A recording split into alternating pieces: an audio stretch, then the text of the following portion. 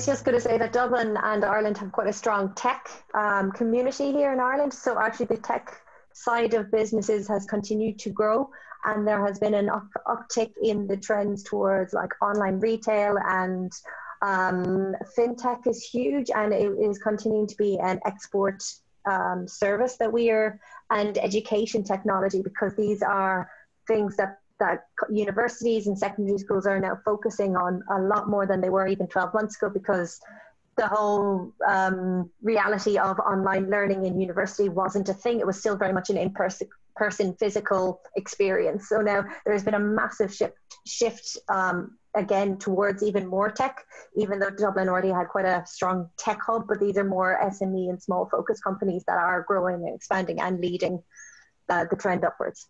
That's a good point. That's right. And that, as Maria points out, it's not just, so there's a kind of a complementary relationship between the large FTI companies that have a base and have chosen in Dublin as a gateway for Europe, like Facebook, LinkedIn, Twitter, you know, you can, Microsoft, you can list them. We also have a fairly strong startup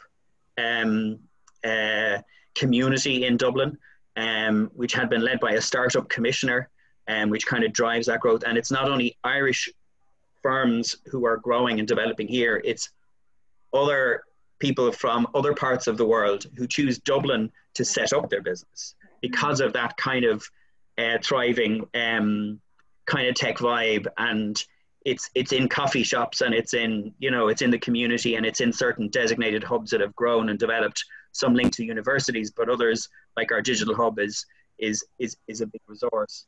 And that's enabled by the city, which is, compared to how we often look at public service and local government, has been quite innovative, hugely innovative in terms of how it deals with the tech community.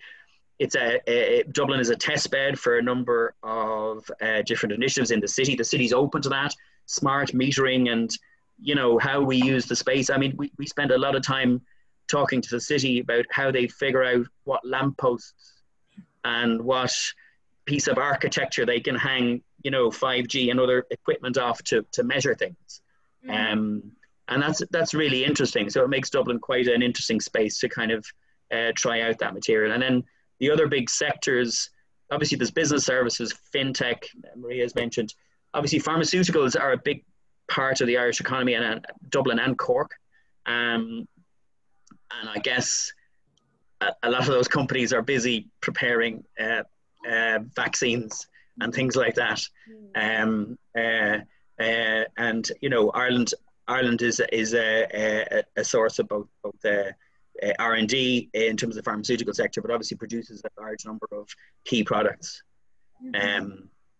It also produces you know, a whole range of key pharmaceutical products that are used worldwide. It's a base for that. But Ireland is very much a gateway into Europe, as you outlined in your opening remarks. And I think the reasons for that is Ireland is a small economy, you know, compared to some of the big other European economies. So therefore is a fair middle ground, if you like.